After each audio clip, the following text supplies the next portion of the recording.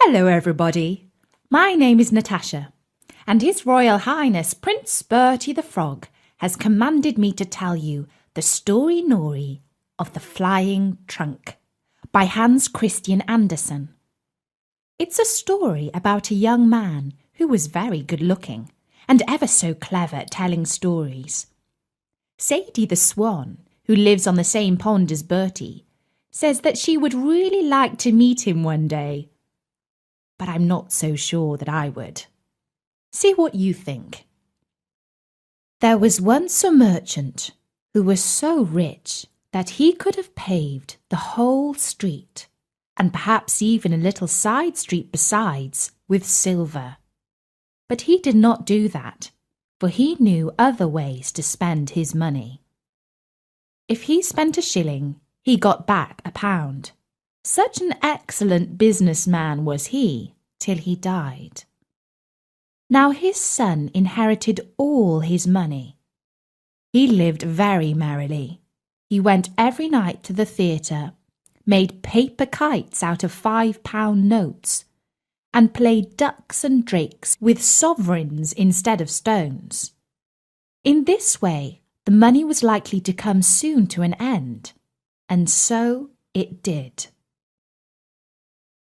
At last, he had nothing left but 4 shillings, and he had no clothes except a pair of slippers and an old dressing gown. His friends did not trouble themselves any more about him. They would not even walk down the street with him. But one of them, who was rather good-natured, sent him an old trunk with the message, "Pack up." Now a trunk is a big wooden box with a lid, and it can be very useful for carrying things in. That was all very well, but he had nothing to pack up, so he got into the trunk himself. It was an enchanted trunk, for as soon as the lock was pressed, it could fly. He pressed it, and away he flew in it up the chimney, high into the clouds, further and further away. But whenever the bottom gave a little creak, he was in terror lest the trunk should go to pieces, for then he would have turned a dreadful somersault and fallen through the clouds onto the ground. Just think of it! But the trunk did not give way, and on he flew. In this way he arrived at the land of the Turks. He hid the trunk in a wood under some dry leaves, and then walked into the town. He could do that quite well, for all the local people were dressed not so differently from him, in gowns and slippers. He met a nanny with a child. "Hulloa, Miss Nanny," said he. "What is that great castle there close to the town? The one with the windows so high up?" "The Sultan's daughter lives there," she replied. "It is prophesied that she will be very unlucky in her husband, and so no one is allowed to see her except when the Sultan and Sultana are by." As you probably know, the Sultan and Sultana were the names for the King and Queen of Turkey. "Thank you," said the merchant's son, and he went into the wood, sat himself in his trunk, flew onto the roof, and crept through the window into the princess's room. She was lying on the sofa asleep, and was so beautiful that the young merchant had to kiss her. Then she woke up, and was very much frightened.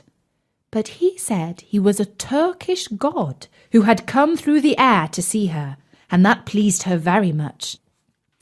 They sat close to each other, and he told her a story about her eyes. They were beautiful dark lakes in which her thoughts swam about like mermaids, and her forehead was a snowy mountain, grand and shining. These were lovely stories. Then he asked the princess to marry him, and she said yes at once. "But you must come here on Saturday," she said, "for then the Sultan and the Sultana are coming to tea with me. They will be indeed proud that I received the God of the Turks. But mind you, have a really good story ready, for my parents like them immensely. My mother likes something rather moral and high-flown, and my father likes something merry to make him laugh."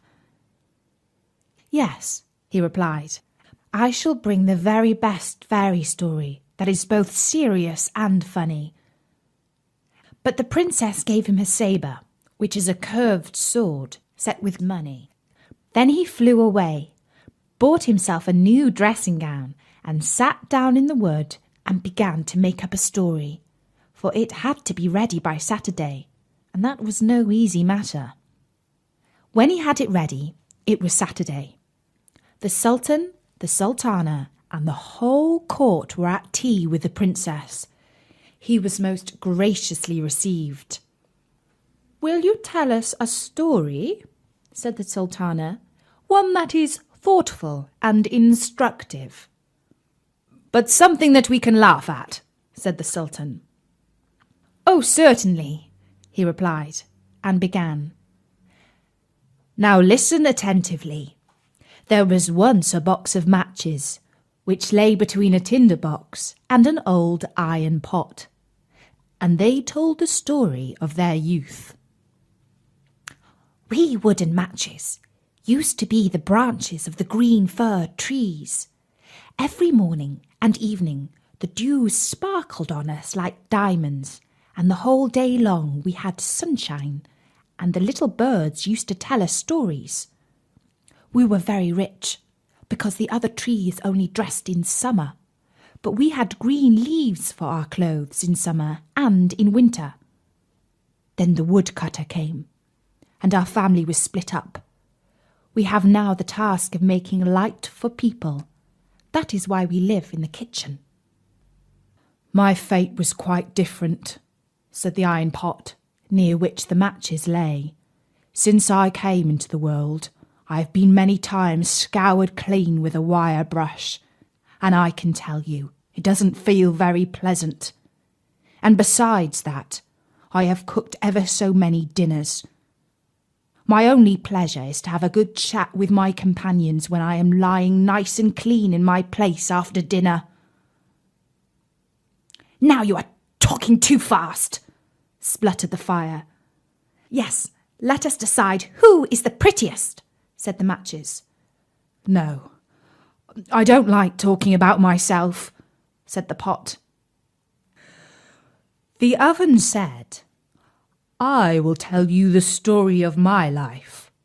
Once upon a time, on the Baltic Sea, on the shore of Denmark." "What a beautiful beginning," said all the plates. "That's a story will please us all." And the end was just as good as the beginning. All the plates clattered for joy. "Now I will dance," said the fire tongue, who used to pick up coal for the fire with her legs. And she danced. Oh, how high she could kick! The old chair cover in the corner split when he saw her. The kettle would have sung, but she said she had a cold. She could not sing unless she boiled. In the window was an old quill pen made out of a feather for dipping into ink. There was nothing remarkable about her, except that she had been dipped too deeply into the ink, but she was very proud of that. "If the kettle will not sing," said she, "outside the door hangs a nightingale in a cage who will sing." "I don't think it's right," said the kettle, "that such a beautiful bird should be kept in a cage and made to sing for entertainment." "Oh, let us have some play acting," said everyone. "Do let us." Suddenly the door opened and the servant girl came in. Everyone was quite quiet. There was not a sound, but each pot thought he was the cleverest and the best-looking object in the kitchen. The servant girl took the matches and lit the fire with them. How they spluttered and flamed, to be sure! "Now everyone can see," they thought, "that we are the prettiest. How we sparkle! What a light we make! We're so bright and beautiful." But in that moment they were burnt out, and the matches were no more. And that was the end of the young man's story. "That was a delightful story," said the Sultana. "I quite feel myself in the kitchen with the matches. Yes, now you shall marry our daughter." "Yes, indeed," said the Sultan. "You shall marry our daughter on Monday." And they treated the young man as one of the family. The wedding was arranged, and the night before the whole town was illuminated. Biscuits and gingerbreads were thrown amongst the people. The street boys stood on tiptoe crying hurrahs and whistling through their fingers. It was all so splendid. "Now, I must also give them a treat," thought the merchant's son.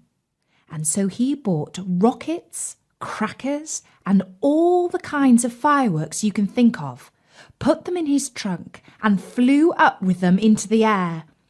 Whirr! How they fizzed and blazed! All the Turks jumped so high that their slippers flew above their heads. Such a splendid glitter they had never seen before. Now they could quite well understand that it was the God of the Turks himself who was to marry the princess.